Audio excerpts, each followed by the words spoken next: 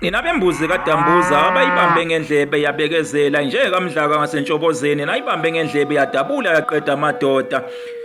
Umbombosho omnyama umgabadelo wagabadela inkundla kwaBulawayo umashikizela shimpi yakhe uvemvane likaPhunga noMageba uvemvane limabala ibhadu ngibe ngiyalithinta luyahwaqabala lunjengophunga wasebulawini lunjengovuma kubangoma usenquma khuluma bakuzumoya abaseyitheni nabasemakhaya inkomo yabuya yodwa kwasoshangane ezinye zofa umdlebe indiha lebaba njengesibhaha sona simababa kumahashanga isilo sakithi emgungundlovu leso isilo udingane ngethemba basaphila abezulu eliphezulu saphila thina emantungweni.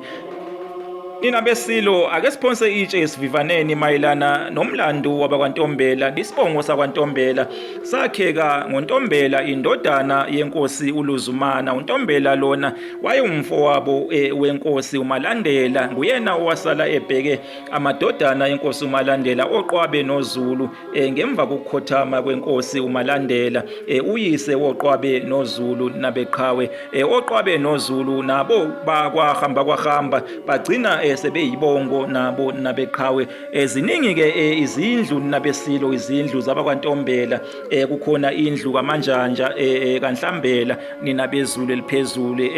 ngokusho kwabo abakwaNtombela bathi iyona ndlunkulu yabo lena kule ndlu nabeqhawe kubuye kuphume nabakwaNtanzi kanye nabakwafakazi nabezulu eliphezulu kukhona futhi nendlu kaZwana owazala Winingo nina beqhawe kukhona futhi nendlu kaDlukula owazala uSobadli owazala uNzobo iyona ndlu ke esogxila kuyona kule video nabeqhawe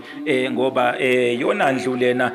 lapho kuphuma khona iqhawe elikhulu lakwaNtombela uNzobo kaSobadli owayebuye aziwe ngelika Dambuza nabeqhawe eyibongweni zesilo sakithi emgungundlovu uma kuthiwa imbuzi kaDambuza abayibambe ngendlebe yabekezela njengamdlaka ngasentshobozeni yena ayibambe ngendlebe yadabula yaqeda amadoda kusuke kushiwo yena uDambuza wakwaNtombela owayebuye aziwe ngelika Nzobo nina beqhawe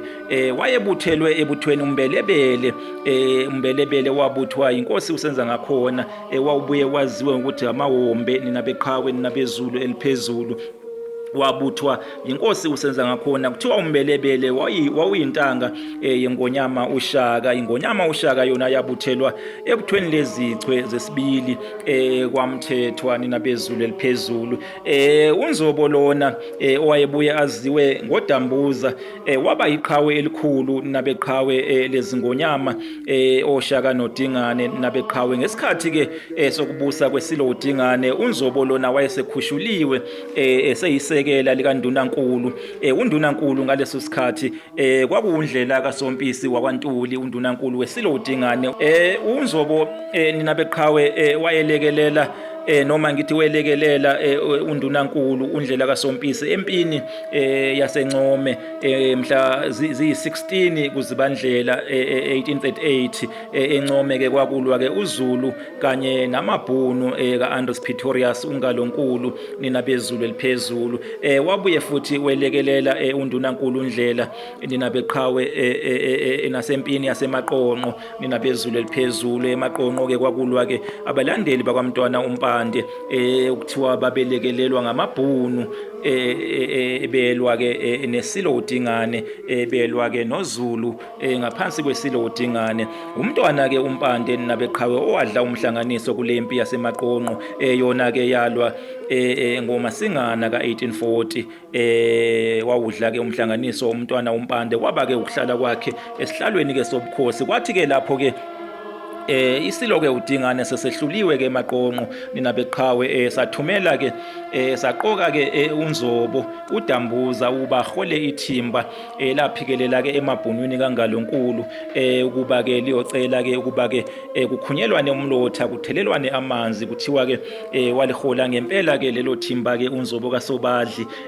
babephethe ke neimpondo zeindlovu kwakukhomba khona phela ukuthi babengayile ngempi babeye nje ngokuthula ngoxolo nabezulu eliphezulu. Bathi ke uma sebefikile kuthiwa kwaba khona ke ibhunu elakhomba ke uNzobo isekela ke likaNdunankulu ukuthi ke uNzobo ke wayekhona mhla ke kuthathwa ke isinqumo sokuthi kubulawe ke oPiti Retief nabeqhawe ngo1838 ninabezulu eliphezulu. oPiti laba kuthiwa babebhadanywe ke eMgungundlovu esigodlweni seSilo uDingane bezama ke ukuzungeza ke umuzi ke weSilo uDingane babanjwa ke bayiswa ke eNgonyameni lapho ke kwagcina ke kuthathwe khona isinqumo sokuthi ke baphanjaniswe nemvula bayiswa eNgonyameni uDingane isigodlo sayo sasilapho emakhosini ninabezulu eliphezulu ninabesilo. Kuthiwa ke lelo bhunu ke lamkhumbula ke uNzobo kaSobadli lamkhomba lathi wayekhona ngenkathi ke kuthathwa leso sinqumo sokuthi kubulawe ke abafowethu. Kuthiwa ke wathukuthela ke wathelwa amanzi ke uNgalonkulu umholi wawo amabhunu wakhipha ke isinqumo sokuthi uNzobo lona abulawe ninabezulu eliphezulu. Wagcina ke ebulewe kuthiwa wabulawa kabuhlungu nabeqhawe wahudulwa ngenqola ke yeyinkabi eboshelwe ke lapho enqolweni. Iyinkabi ke zidonsa ke leyo nqola wahuduleka ke umfoka Ntombela waze ke waphangalala ninabezulu eliphezulu ninabenkosi. Ngenkathi ke uNzobo ke ethunywa ke iSilo uDingane noma ngithi eqokwa ke iSilo uDingane uNdunankulu wayesebulewe. Kuzokhumbuleka phela nabesilo ukuthi iSilo uDingane sakhipha isinqumo sokuthi kubulawe uNdlela kaSompisi ngoba sasemsole ngokuthi wayengayiphakanga kahle impi ngenkathi inyathela wabantwana namabhunu. Samsola sathi khona amabutho anamandla ayowagodlile umfoka Ntuli nabeqhawe umfoka Sompisi wabulawa kanjalo ke uNdlela kuthiwa waklinywa ke ngentambo waze waphangalala nabeqhawe. uNzobo ke uthunywa emabhunwini nje uNdlela kaSompisi wayengasekho laseliguqile ke iqhawe lakithi emabheleni ninabezulu eliphezulu. uNzobo ke noma ngithi uDambuza wazala ke umgamule nabeqhawe owayebuthelwe ebuthweni lamamboza uThulwane kwakuyibutho kwakukhona kulo nomntwana uCetshwayo kaMpande ninabezulu eliphezulu ninabenkosi. uzalo ke lwakhe umgamule lukwaNongoma ninabezulu eliphezulu ninabenkosi. Baphile abesilo baphile abakambomboshe omnyama umgabadeli owagabadela inkundla kwaBulawayo uMashikizela shimpi yakhe. Isilo sakithi eMgungundlovu leso. Niphile ninabezulu eliphezulu.